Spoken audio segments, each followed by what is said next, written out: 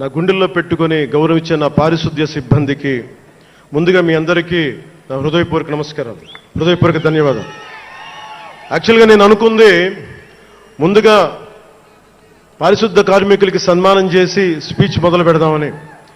ఎక్కువ మంది ఉండటం వల్ల మన సమయం సరిపోదు కాబట్టి రేపు పొద్దున మన సీనియర్ నాయకులందరినీ, సోదరులు నాగబాబు గారిని, ఎమ్మెల్సీ వారిని గౌరవించి చేయవలసిందిగా నేను కోరుకుంటున్నాను. అలాగే దారి పొడవునా శుభాకాంక్షలు తెలియజేసిన హోర్డింగ్స్ ద్వారా నా సోదరులు సోదరీమణులందరికీ, ప్రతి ఒక్కరికి, నాయకులందరికీ నా ధన్యవాదాలు.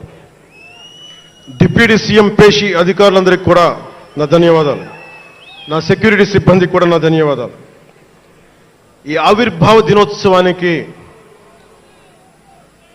ముందుండి నడిపించిన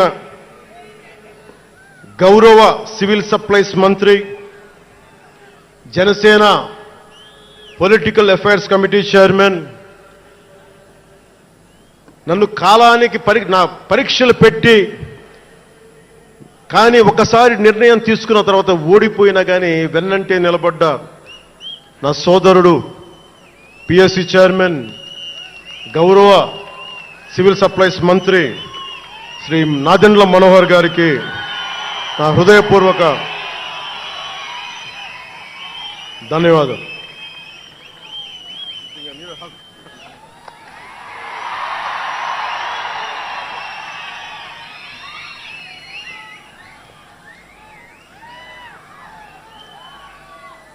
అలాగే 2009 నుండి 10 నుండి ఆయన పాలిటిక్స్లో లేకపోయినా నేనంటే ఇష్టం తోటి ఎప్పుడు నా వెన్నంటే ఉండే హరిప్రసాద్ గారికి ఏం ఆశించాలా, జీతాలు తీసుకోవాలా, జీతభత్యాలు లేవు, ఉన్నంతలోనే అన్నిటికీ పాపాల భైరవుడు ఆయన.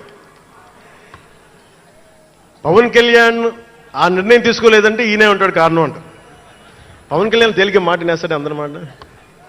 పవన్ కళ్యాణ్ కొంచెం ఆలోచన ఉంటుంది కదా, ఎవరికి ఇవ్వాలి, ఎందుకు ఇవ్వకూడదని. కానీ ప్రతిదానికి నేను తీసుకున్న నిర్ణయాలకి ఆయన భరించాడు.